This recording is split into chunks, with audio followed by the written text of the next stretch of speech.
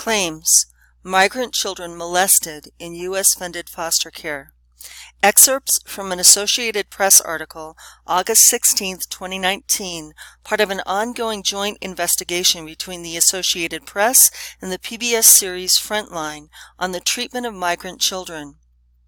After local Guatemalan officials burned down an environmental activist's home, he decided to leave his village behind and flee to the United States, hoping he'd be granted asylum and his little boy, whose heart was failing, would receive life-saving medical care. But after crossing the border into Arizona in May of last year, Border Patrol agents tore the man's 7-year-old son from his arms and sent the father nearly 2,000 miles away to a detention center in Georgia. The boy, now 8, went into a U.S.-funded foster home for migrant children in New York. The foster care programs are aimed at providing migrant children with care, while authorities work to connect them with parents, relatives, or other sponsors. But instead, the boy told a counselor he was repeatedly sexually molested by other boys in the foster home. A review of 38 legal claims obtained by the Associated Press, some of which have never been made public, shows that taxpayers could be on the hook for more than $200 million in damages from parents who said their children were harmed while in government custody.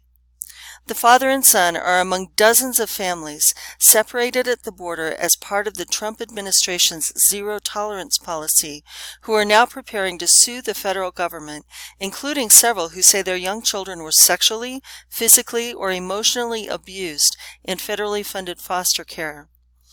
With more than 3,000 migrant children taken from their parents at the border in recent years, many lawsuits are expected, potentially totaling in the billions. Families who spoke to the AP and Frontline did so on the condition of anonymity over fears about their family's safety. "How is it possible that my son was suffering these things?" the father said. "My son is little and couldn't defend himself." Last year, the Office of Refugee Resettlement cared for nearly 50,000 children who crossed the border by themselves, as well as children who were separated from their families under the zero-tolerance policy. The agency housed them in foster programs, residential shelters, and detention camps around the country, sometimes making daily placements of as many as 500 new arrivals, from babies to teens. The allegations of abuse and assaults in foster care raise fresh questions about the government's efforts to place younger children with families in lieu of larger shelters and packed detention facilities. "We may never know the extent to which children suffered particular abuses in these foster homes," said Michelle Lapointe, a senior supervising attorney with the Southern Poverty Law Center.